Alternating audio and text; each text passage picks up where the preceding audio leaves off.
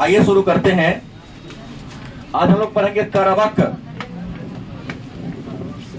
हिंदी 100 अंक, दिगंत भाग 2, वर्ग 12। और आपका जो हिंदी का पुस्तक है इसमें 2 खंड है, एक कहानी खंड जिसको गद्य खंड कहते हैं और एक कविता खंड जिसको हम पद खंड कहते हैं या काव्य खंड कहते हैं। तो काव्य खंड का जो पहला टॉपिक है इसका नाम है करवक। क्या नाम है? करवक। यह कोई किताब नहीं है, असंपूर्ण कविता भी नहीं है। मलिक मोहम्मद जायसी इतिहास में जिस पुस्तक के लिए फेमस है उस पुस्तक का नाम है पद्मावत। हाल में ही इस पद्मावत पुस्तक पर एक फिल्म भी बनी है, पद्मावती। 2 साल पहले बड़ा हल्ला विरोध हुआ तो पद्मावती शीर्षक नाम चेंज करके वहां भी पद्मावत कर दिया गया। तो इस किताब पर एक फिल्म भी बन चुका है, हाल में ही बना है। इसी पद्मावत पुस्तक से मात्र 2 पद आपके पाठ्य पुस्तक में लिया गया है। तो सबसे पहला पाठ है कि पाठ का नाम क्या है? करवक। करवक को लिखा किसने है? तो मलिक मोहम्मद जायसी। किसने लिखा? मलिक मोहम्मद जायसी, जो मध्यकाल के कवि हैं, जो बलवन के दरबार में भी रहे हैं, अलाउद्दीन खिलजी के दरबार में भी रहे हैं। मतलब बलवन और अलाउद्दीन खिलजी के दरबारी कवि थे वो। अगर आपसे पूछा जाए कि मलिक मोहम्मद जायसी दिल्ली के किन किन राजाओं के दरबार की शोभा बढ़ाते थे, तो सबसे पहले बलवन के दरबार में रहे और बलवन के बाद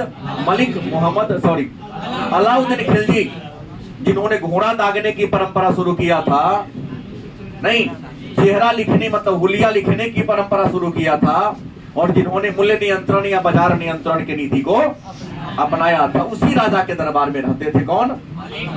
मलिक मोहम्मद जायसी। और उससे पहले बलवन, जिन्होंने भारत में नौरोज मनाने की परंपरा, सजदा और पैबोस मनाने की परंपरा शुरू किया था, नहीं, जिन्होंने इल्तुतमिश के द्वारा गठित चालीसा को भंग किया था, उसी बलवन के दरबार में मलिक मोहम्मद जायसी रहते थे। तो यहाँ एक बात, 1 अंक का प्रश्न होगा कि करवक के लेखक कौन है? चूंकि करवक कोई संपूर्ण किताब नहीं है, किसी न किसी किताब से लिया गया है, तो आपसे पूछेगा स्रोत क्या है, मतलब करवक को किस पुस्तक से लिया गया है, तो आपका उत्तर क्या होगा? पद्मावत। किसे? और आपको बता दें इस पद्मावत में 2 पद है। कितने पद हैं? 2 पद हैं। एक किताब का शुरू वाला, एक किताब का लास्ट वाला। पद्मावत के पहले का दोहा है और एक लास्ट वाला दोहा, याद रहेगा ना? 2 है, एक शुरू वाला एक लास्ट वाला। ये जो पद्मावत किताब है यह प्रेम कथा। कैसी कथा है? पद्मावत में प्रेम कथा का वर्णन है। किसकी प्रेम कथा? एक श्रीलंका की राजकुमारी थी।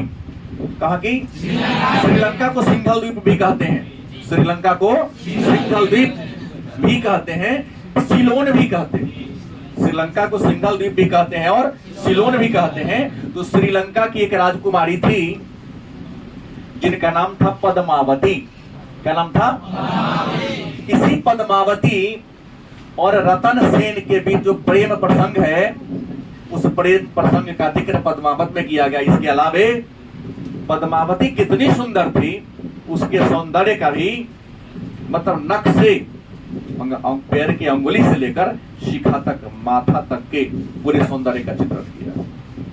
इसी बीच में एक खलनायक की भूमिका डाल दिया है कवि ने, और खलनायक के रूप में आते हैं कौन? अलाउद्दीन खिलजी। उनके दरबार में सुग्गा जैसा एक बहुत बड़ा कवि रहते थे। तोता ना सुग्गा उनका नाम था, जो कहे वही लेके चले, ज्यादा बेटर है। उन्होंने उनके सामने जाके, अलाउद्दीन खिलजी के सामने जाकर के पद्मावती के सुंदरता का वर्णन कर दिया कि महाराज इतना सुंदर है वो। इस लगा दिल्ली का, भारत का सबसे ताकतवर राजा मैं हूँ, दिल्ली का राजा मैं हूँ, तो उतना सुंदर चीज हमारे दरबार में हो, हमारे घर में हो तो ज्यादा अच्छा है। आप ये जान लो कि अलाउद्दीन खिलजी अपना सब कुछ दांव पर लगा दिया, किसको प्राप्त करने के लिए? पद्मावती को प्राप्त करने के लिए।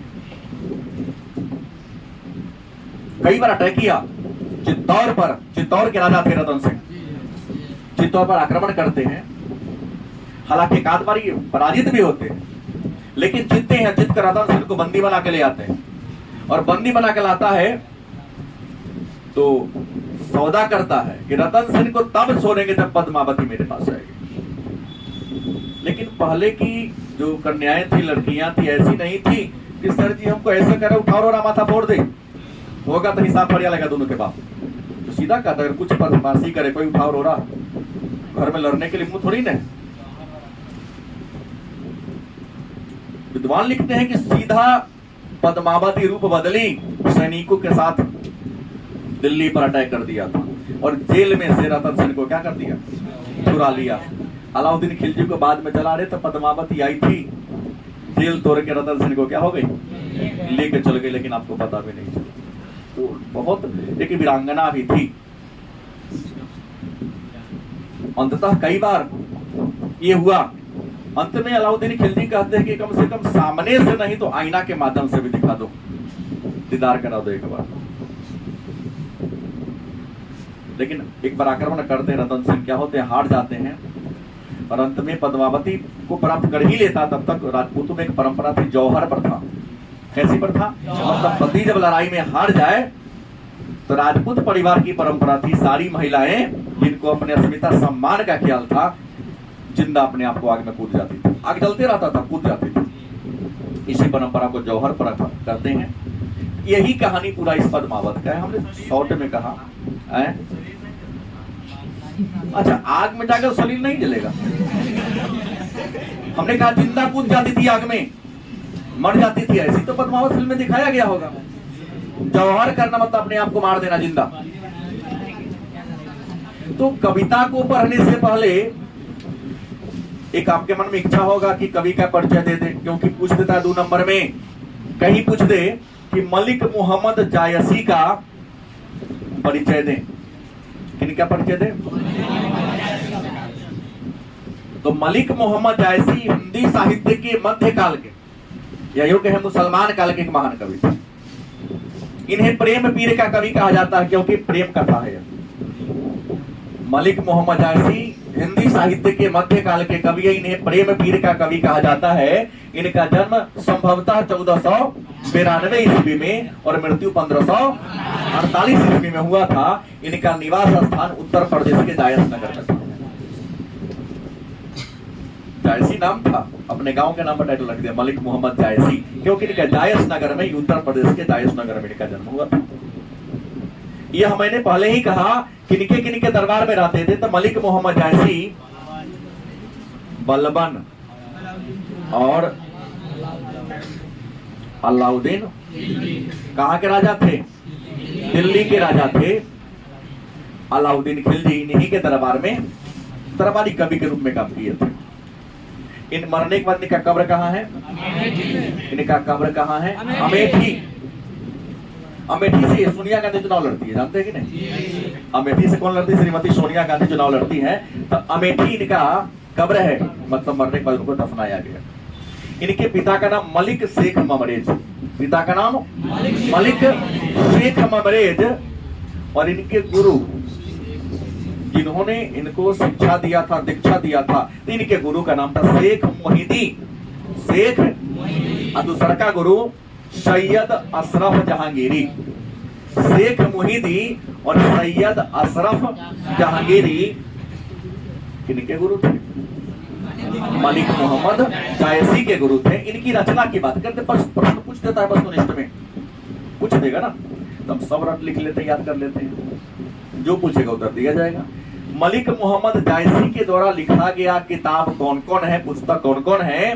तो पद्मावत, अखरावट, आखिरी कलाम, चित्ररेखा, कहरानामा, मसलानामा, चंपावत, होलीनामा और इतरावत।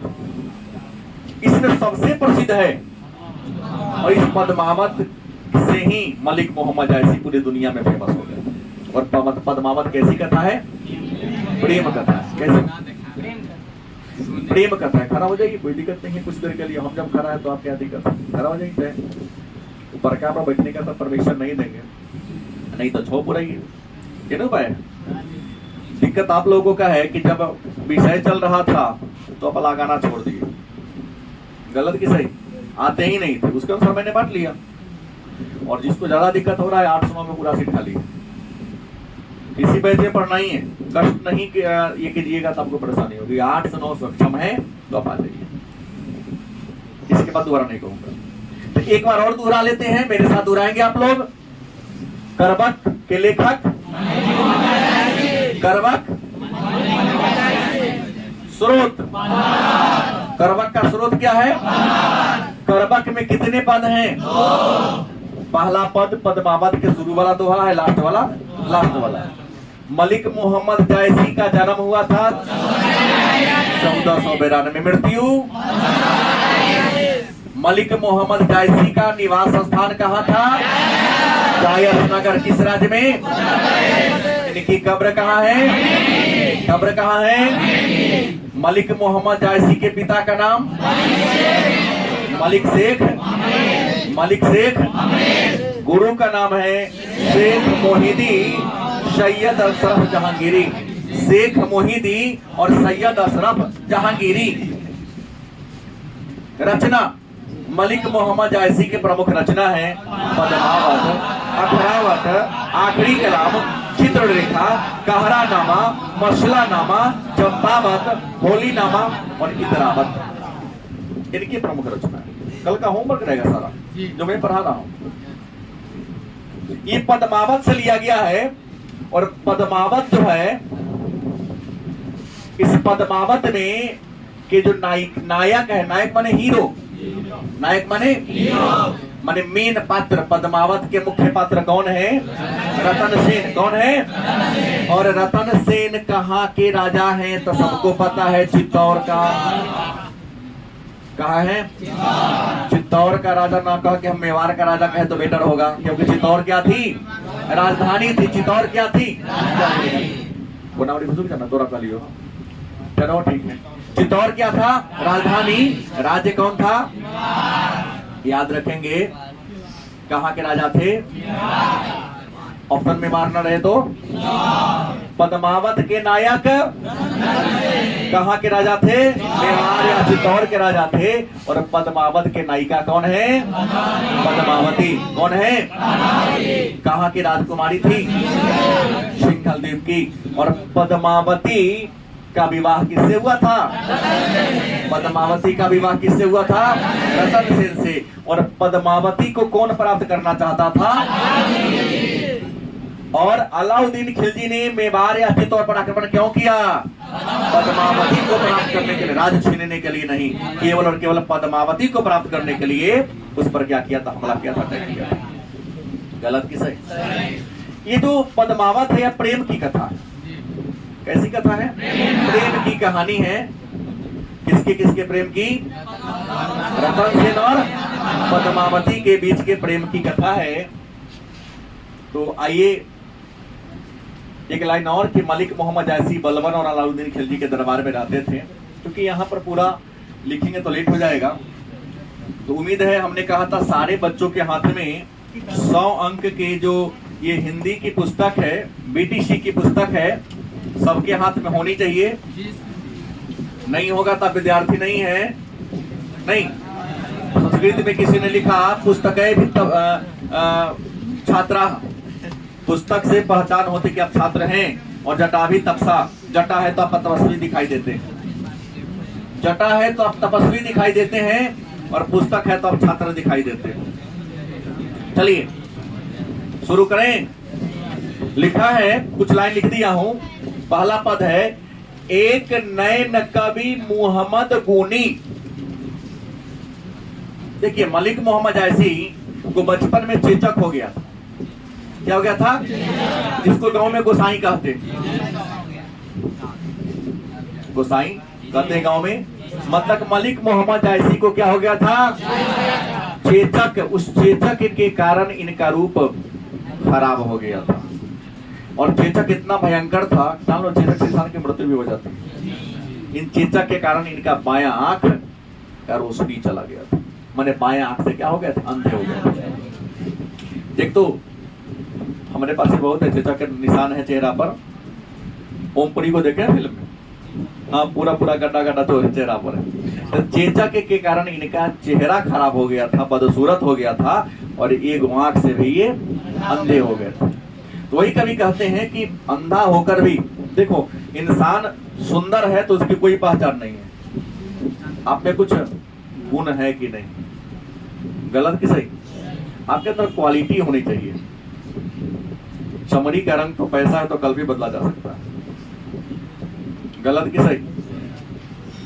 अब परोड़ी का ही एक है जिनको एक बेटी हुआ है, अखबार वाले जाके घरे छापता है, बहुत 3.5 फीट का लड़का है, 3.5 फीट की लड़की है, परसल शादी हुई, अभी एक बेटी हुआ है, अखबार में कल मैंने पढ़ा। छोटा है तो क्या हो, कुछ क्वालिटी है तब तो पेपर वाले उसके घर तक पहुंच रहे। गांव में तो बहुत बड़ा बड़ा लोग होगा, बहुत पैसा वाला होगा, गलत कि सही? कुछ अलग है, नाम है, पहचान है। मैंने कल अखबार में पढ़ा था उसके बारे में, आज जिसका हम तो ये नहीं, लेकिन मेरा कहना है कि अखबार में हमने पढ़ा, आपको कह दिया।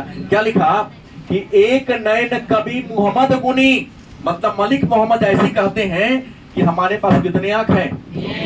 एक आंख है, क्योंकि एक तो अंधा है बायां आंख से, लेकिन फिर भी हम क्या है, गुनी है। एक नयन कवि मोहम्मद गुनी, सोई बिमोहा जेई कवि सुनी।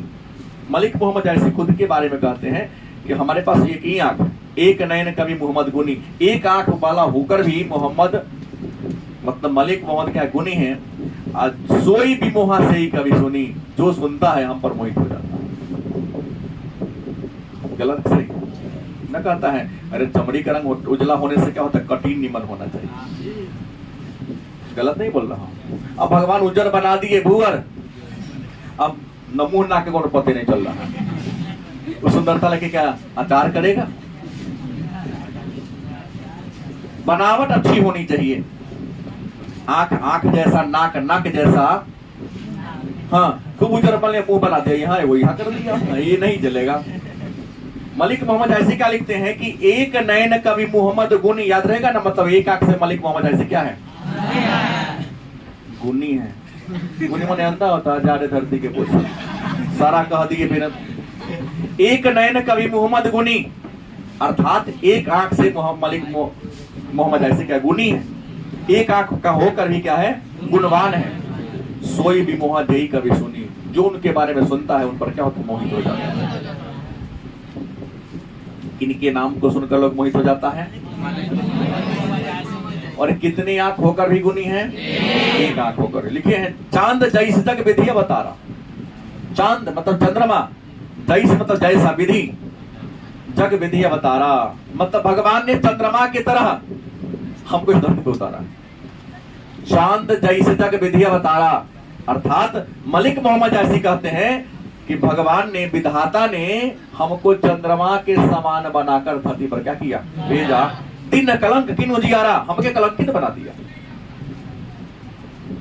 गोसाई के कारण, चेचक के कारण, और आंख से अंधा हो गए तो क्या हो गए, दिन कलंक किन उजियारा, उन्होंने कलंकित कर दिया, लेकिन मेरे नाम को बहुत आगे बढ़ा दिया। ऐसा कोई व्यक्ति नहीं होगा जो पद्मावत के लेखक मलिक मोहम्मद ऐसे का नाम नहीं सुना होगा। और नहीं सुना तो या तो विद्यार्थी नहीं है, नहीं तो टाइम पास वाला पढ़ाई पढ़ रहा है। गलत लिखिए कि चांद जैस तक विधि अवतारा, विधाता ने मलिक मोहम्मद ऐसी को किस रूप में उतारा है? बस पुलिस प्रश्न नहीं हो गया। विधाता ने, भगवान ने मलिक मोहम्मद जैसी को धरती पर किस रूप में उतारा है? किस रूप में? चंद्रमा के समान बना के इनको उतारा है। दिन कलंक किन उजियारा, उन्हें कलंकी बनाकर भी नाम को रोशन कर दिया। क्या जी? जग सूझा एक ही नैना, जग मतलब होता है संसार, जग मतलब क्या होता है? जग सूझा एक ही नैना, मलिक मोहम्मद ऐसी कहते हैं हम एक एक आंख से पूरे संसार को देख लेते हैं। जग सूझा एक ही नैना, मतलब मलिक मोहम्मद ऐसी पूरे जग को, पूरे संसार को कितने आंख से देखते हैं? वस्तुनिष्ठ याद रखेंगे, जग सूझा एक ही नैना, मतलब एक ही आंख से मलिक मोहम्मद ऐसी को पूरा संसार दिखाई देता है। उवासुक अस नखनत, उवासुक अस नखतन महा, जैसे 27 नक्षत्र में शुक्र, नक्षत्र कितने हैं? 27। उस नक्षत्र 27 में शुक्र फेमस है। कवि कहते हैं कि सुबह को शुक्र को सुबह का तारा और सांझ का तारा कहते हैं, क्योंकि सूर्योदय के बाद तक दिखाई देने वाला तारा ग्रह कौन है? और सूर्यास्त के साथ ही दिखाई देने वाला कौन है? तो 27 नक्षत्र में मलिक मोहम्मद जायसी ने स्वयं किस ग्रह के समान मान लिया है? किस नक्षत्र के समान मान लिया है? जौ लही अम्बही डाब न होई, जौ लही अम्बही डाब न होई। मलिक मोहम्मद जायसी कहते हैं कि जब तक आम में मंजर नहीं लगती, अम्बही मतलब आम में ब्रजभाषा है, जौ लही अम्बही डाब न होई मतलब मलिक मोहम्मद जायसी कहते हैं जब तक आम में मोजर नहीं लगता। मोजर मैंने बुझते हैं ना? हाँ, ओकरे बाद ना फल आएगा, फूल होगा, फल होगा। जौ लही अम्बही डाब न होई मतलब जब तक आम में डाब, डाब माने मोजर नहीं लगता है, तो लही सुगंध बसई नहीं सोई, तब तक आम में सुगंध नहीं आता। अभी जाओ ना आम के वृक्ष के नीचे, गमकेगा नहीं। और जब मंजर आ जाए तो आम के पेड़ के नीचे जाना बहुत अच्छा लगता है, उसका खुशबू सुकून भी मिलता है। तो वही कभी कहते हैं कि जौ लही अम्बही डाब न होई, तो लही सुगंध बसई नहीं सोई। जब तक आम में मंजर नहीं लगती है तब तक आम में सुगंध नहीं आता है। वही बात मैं आपको बता रहा हूं कि जब तक तुम्हारे अंदर कोई गुणवत्ता नहीं होगी तुम्हारे कोई कुछ नहीं करेगा। अब कहते फलानवा के सर जी बारह पूछता हूँ, मैं गुण नहीं था ना पूछता हूँ। बाबूजी उसको उसी बेटा को ज्यादा मानते हैं, सम्मान करते हैं, कुछ क्वालिटी होता है। और आप समझ लो कि मलिक मोहम्मद जायसी ने भी कह दिया कि जब तक आम में मंजर नहीं लगती, आम में सुगंध नहीं आता है, तो आप में क्वालिटी नहीं होगी तो तुम्हारा नाम क्या ना होगा जी? सोचो अपने जीवन से, क्या समझ। अगला है किन्न समुद्र पानी जो खारा है, अवधि ब्रज, हाँ दोनों अवधि भाषा के कवि ना, कई है थोड़ी ना, क्यों कवि है, अलग बात है। ये अवधि भाषा के हैं और ब्रज भी लिखते थे, ये है अवधि में। देखिए आप लोग एक कवि को लेके चल रहे हैं, एक ही भाषा के कई कवि होते हैं। जैसे हम कहेंगे मध्यकाल के, तो क्या मध्यकाल में क्यों कवि हुआ? कई कवि हुए। क्या लिखे कि जौ लही अम्बई हो गया, किन्न समुद्र पानी जो खारा,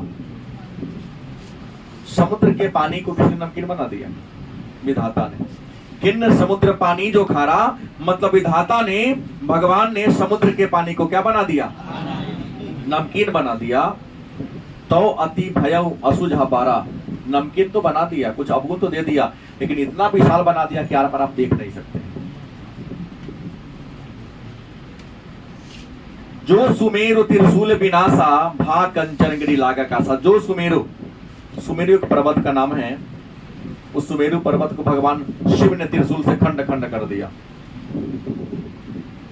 लेकिन आज सुमेरु पर्वत इतना सोना के समान चमकीला हो गया, आकाश में सट रहा है कि जो सुमेरु त्रिशूल विनाशा, भगवान शिव ने सुमेरु पर्वत के अपने त्रिशूल से क्या कर दिया?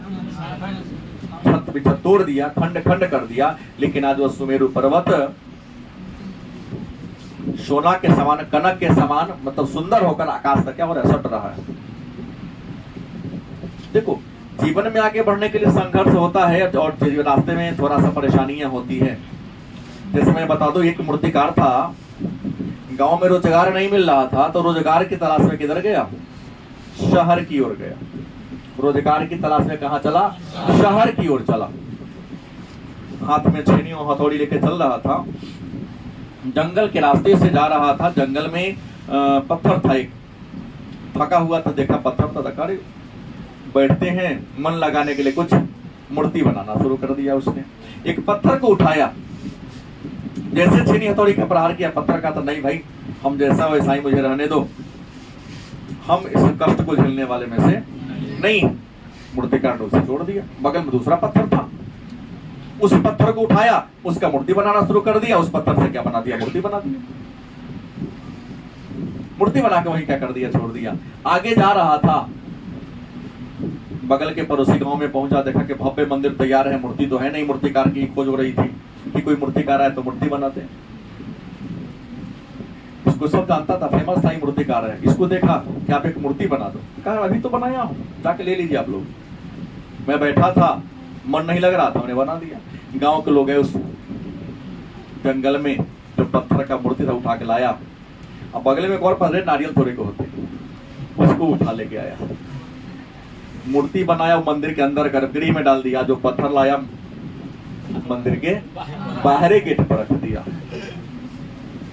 उद्घाटन हुआ तो वो लोग मंदिर में पूजा करने गए, तो जो भी अंदर जाता दूध चढ़ाता, मिठाई चढ़ाता, फूल चढ़ाता, माला चढ़ाता, सेंट मारता। अब बगल में था वो पत्थर जो नारियल फोड़ता। बरसों बीत गए। एक दिन की बात है कि अंदर वाला पत्थर की मूर्ति और बाहर वाला पत्थर वार्तालाप किया कि दोस्त, हम दोनों जंगल में यूं ही स्वतंत्र पड़े हुए थे, जो हमारा बेट था, जो तुम्हारा बेट था, लेकिन आज देखो तुमको लोग दूध चढ़ाता है, मलाई चढ़ाता है, तुम्हारी पूजा करता है, घी से दही से स्नान कराता है, आज जो हमको आता है प्रहार हम पर करता है। कभी ने कहा कि अगर पहला दिन तुम भी एक दिन अगर उस छेनी के प्रहार को सह लेता तो तुमको आजीवन भर लात खाने की जरूरत नहीं होती। बस ये आपके जीवन पर कथा है कि जीवन भर लात खाने वाला बनना है तो जैसे हो ऐसे रहो, कोई दिक्कत नहीं है। नहीं, तुम चाहते हो कि सब हमारा सम्मान करे, हमारे नाम का गुणगान करे, तो अपने जीवन में कुछ बदलाव लाओ, जीने के तरीका को बदलो। 3 साल में जो कर लगे वही होगा, उसके बाद नहीं होगा। होगा क्या? क्योंकि बूढ़ तोता राम राम। फर्स्ट एनर्जी में जो तुमसे नौकरी की तैयारी कर रहे हो ना, तो प्रथम बार जो होता है ना, अगर हो गया तो गुड, और सेकेंड थर्ड जितना बार असफलता मिलेगी ना, हाथ तुम्हारा मनोबल क्या होता जाएगा। जैसे कोई बच्चा मैट्रिक में पहली बार में पास कर जाए वो, और सेकेंड बार में करो, दोनों डिफरेंस होता है। सेकेंड बार पढ़ने का ही उसको मन नहीं करेगा। अगर गलत बोलता हूं तो विरोध कर सकते हैं, लेकिन इतना ब्रेन नहीं है कि विरोध कर लो, क्योंकि बात ही सटीक है। क्या वही लिखा, जो सुमेरु त्रिशूल विनाशा, भगवान शिव ने सुमेरु पर्वत को अपने त्रिशूल से विनाश कर दिया, लेकिन आज सोना के शान चमकीला होकर के सुंदर होकर आकाश में क्या हो रहा है, सब रहा। जो लही घड़ी कलंक न पारा, कांच हो ही नहीं कंचन कारा। देखो घटिया में सोनार के यहाँ जाओगे ना, एक मिट्टी का बर्तन रख ले रहता है, सोना दो या चांदी दो, उसमें क्या करेगा, डाल देगा और उसको साफ करता है। तो जब तक उस घड़िया में के पेन में मैला नहीं बैठता है, तब तक वो अंगूठी हो या आभूषण हो चमकता है क्या? वही जीवन में ही कभी कहना चाह रहे हैं कि तुम्हारे जीवन में तुम्हारी जो गंदगी है, जो तुम्हारी बुराई है, जब तक त्यागोगे नहीं तब तक तुम्हारे चमक नहीं आएगी। गलत किसे? वही कहते हैं कि जो लही खरी कलंक न पारा, कांच हो ही नहीं कंचन कारा। जब तक घटिया में जिसमें सुनार आभूषण को साफ करता है गंदगी नहीं बैठती है, तब तक आभूषण साफ। जैसे आप बाल्टी में बर्तन कपड़ा साफ करते हो ना, या टब में कुछ में भी, आप सर्फ ला डिटर्जेंट लगा के पानी मिला के डाल दो, उठाओ, लास्ट में देखना मैला बैठ जाएगा। जब तक पेन में मैला नहीं बैठेगा तुम्हारा कपड़ा चमकेगा क्या? नहीं चमकेगा। तो जीवन में मैं बता रहा हूं, जीवन में बहुत आगे जाना, ऊपर जाना है, तो आपके अंदर जो लगता है, इंसान को पता चलता है कि हमारे अंदर ये बुराई है। जैसे 20 से 30 लड़के पिटाए, कल घटना चाहिए, तीसरा का दिन अगर बढ़ेगा तो उसके बाबूजी के बुलाएंगे, 3 बार बांध के रखेंगे, जब तक आएंगे नहीं तो फ्री नहीं करूंगा। सब मंत्र है मेरे पास।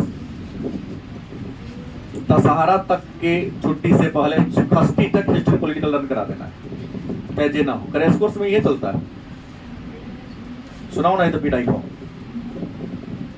एक नयन जस दर्पण औते ही निर्मल भयो, सब रूप बंत गही मुख, जो वही कई जाऊ। कभी कहते हैं एक नयन है मलिक मोहम्मद जैसी के पास, इसके समान दर्पण के समान, आईना के समान, क्योंकि इनका आंख आईना वही देखता है जैसा होता है, आईना वही बोलता है। देखो इंसान को अपने जीवन में वैसा ही मित्र की तलाश करो जो आईना के समान। तुम्हारी बुराई तुम्हारे सामने पे, गलत की सही? हमको नहीं लगता आपके लाइफ में आपके पिता के अलावा आपके बुराई को आपके मुंह पर कोई करता होगा।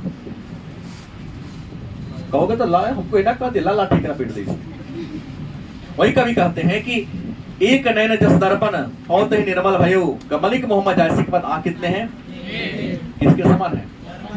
शीशा के समान, आईना के समान है और बड़ा ही निर्मल है।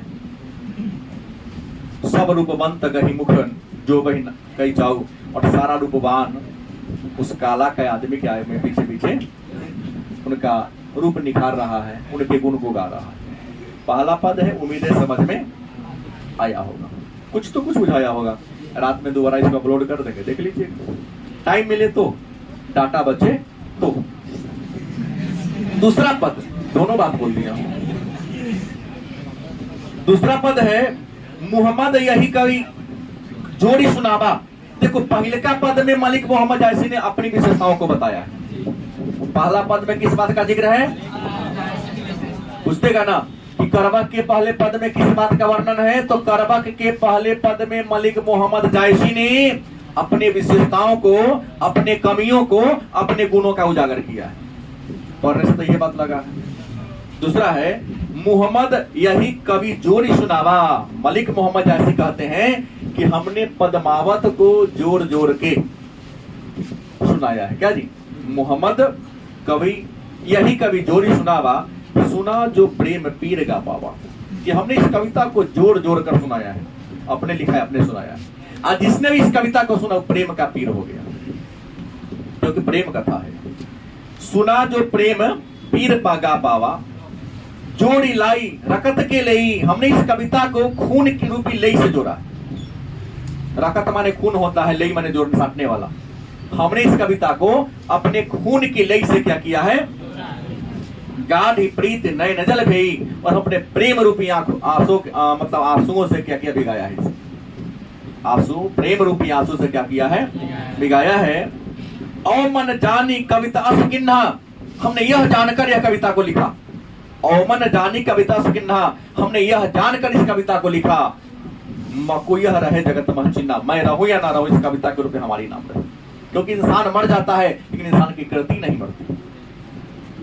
तुम्हारे द्वारा किया गया अच्छा बुरा कर्म ही तुम्हारे मरने के बाद यहाँ पर रहेगा। तो मलिक मोहम्मद जैसी भी कहते हैं कि औमन जानी कविता अस किन्हा, मको यह रहे जगत मह चिन्हा। मैंने यह जानकर इस कविता को लिखा कि मैं रहूं या, लेकिन इस कविता के रूप में हमारा नाम विद्यमान रहे। कहां सो रतन सेन अस राजा, कहां सुबह अस बुद्धि राजा। कहते कहां असो असम सेन रतन सेन अस राजा। अभी संसार में रतन सेन जैसा भी कोई राजा गलत किसे? कहां सो रतन सेन अस राजा। कभी कहते हैं कि अब रतन सेन जैसा कोई राजा भी, कहां सुबह अस बुद्धि राजा। और सुबह जैसा कोई कवि नहीं है जो बुद्धि लेके पैदा हुआ था। बॉडी में कुछ दांत था या नहीं था? ब्रेन में क्या था? खाली बुद्धि ही बुद्धि था। कहां अलाउद्दीन सुल्तानू, कहां राघव जयकिन्न बखानू। अब अलाउद्दीन खिलजी जैसा कोई राजा भी नहीं। एक पद्मावती को प्राप्त करने के लिए राज्य को दांव पर लगा दिया, हजारों लाखों सेना को मरवा दिया। क्या करने के लिए? पद्मावती के लिए। आज तो झूठे प्रेमी लोग हैं। तुम कहो तो चांद तारा तोड़ के ला दो, तो बाबू के घर में रखेगा तो वो चंद्रमा रखेगा कहां जी? तारा तोड़ के लाओ। तारा पृथ्वी से के नजदीक का तारा सूरज है, जो पृथ्वी से 13 लाख गुना बड़ा है। तुम्हारी औकात नहीं है सूरज को तोड़ने का, क्योंकि इतना गर्म है कि जरिए के मर जाएगा। तो दूसरा का तारा तोड़ने जाएगा तो सूरज से कई हजार गुना बड़ा है, कहां रखेगा? वो तो खेत है पापा जी के। झूठ काहे बोलते हैं? गलती बोल रहा हूं क्या? झूठी कोरी कल्पना में लोग जी लेता है। 4 दिन मिला नहीं, 2 दिन पानी पूरी खिलाया नहीं, नहीं। मैंने कहा कि कहां अलाउद्दीन सुल्तानू। अब अलाउद्दीन खिलजी जैसा भी कोई सुल्तान नहीं है। कहां राघव जो किन्न बखानू, और राघव चेतन जैसा कोई रच रच कर कहानी को सुनाने वाला भी नहीं मिला। राघव चेतन ने कहानी सुनाया था अलाउद्दीन खिलजी को। सुगा ने तो वर्णन कर दिया सुंदरता का, और सुगा की कहानी को राघव चेतन अलाउद्दीन खिलजी को सुना दिया कि महाराज उसके बाल का प्रशंसा महीनों में किया था कि बाल कैसा है उसका। जैसे लियोनार्डो दा विंसी ने मोनालिसा को 17 साल में बनाया था। कितने साल में? एक मूर्ति बनाने में 17 साल। तब तो मोनालिसा विश्व में अपने रहस्यमयी मुस्कान के लिए फेमस है। 11 का सिलेबस है। ऐसे ही महीनों में बाल का वर्णन किया कि बाल कैसा है पद्मावती का। उसकी आंख, उसके हर पलक के जिक्र कर दिया। अभिनेत्रियां लोग पलक को ऐसे मुड़वाने के लिए हजारों लाख रुपए दे देती है। ये वोट अगर सीधा उसको एटीएम करवाती है सब ये लोग। और ऑलरेडी प्रकृति ने उसको से बना के भेजा। सुनता हूं अखबार के माध्यम से, और यहाँ भी कुछ है जो बाल सीधा होता है तो टेर होता ही को तरीका हुआ, जो भगवान बना दे उसको टेर कब सीधा कर देगा। कहा स्वरूप पद्मावती रानी, कोई न रहा जग रही कहानी। अब पद्मावती जैसी कोई सुंदर रानी भी नहीं है। पद्मावती कहानी नहीं है, रानी तो। कहा स्वरूप पद्मावती रानी, कोई न रहा जग रही कहानी। अब पद्मावती जैसी कोई सुंदर रानी कोई नहीं है, बस उनकी केवल कहानी रह गई। क्या रह गई है? धनी सो पुरुष जस कीरति जासु। धन्य है वो पुरुष जिन्होंने कीर्ति को गाया। मैं नहीं, मलिक मोहम्मद जायसी एक आप गा रहे हैं, नहीं वो गाय, मैं तो पढ़ रहा हूं इनको देखकर। धनी सो पुरुष जस कीरति जासु। धन्य है वह पुरुष जिसने इस कीर्ति को क्या किया? गाया। फूल मरे पे मरे न वासु, मतलब सब तो मर गया लेकिन उसका नाम अभी तक न मरे। जैसे फूल मुरझा जाता है लेकिन सुगंध नहीं जाती है, वैसे ही अलाउद्दीन खिलजी मर गया, रतन सेन मर गया, पद्मावती मर गई, लेकिन उनका नाम इस धरती पर सही, वह प्रेम का ताज भी क्या है? अमर है। कोई न जस जगत, कोई न जगत जस बेचा, के न लिन जस मोल। जो यह पढ़े कहानी हम सवरे दुई बोल। कभी कहते हैं कि संसार में न कोई जस को बेच सकता है, न जस को कोई खरीद सकता है। जैसे मेरे अंदर जो गुण है, जो जस है, क्या मैं इसको बेच सकता हूं? और जस को खरीदने के औकात भी किसी के पास गलत सही। वही कहते हैं कोई न जगत जस बेचा। इस संसार में कोई जस को बेचता नहीं है, और जस को खरीदने के भी, मोल लेना माने खरीदने की भी औकात किसी के पास, क्योंकि जस इंसान में होता है। जो यह पढ़े कहानी हम सवरे दुई बोला। जो भी इस कहानी को पढ़ेगा, मलिक मोहम्मद जायसी कहते मेरे बारे में 2 लाइन जरूर चर्चा करेगा। तो उम्मीद है हमने 2 पद सुनाया और आपको याद हुआ होगा।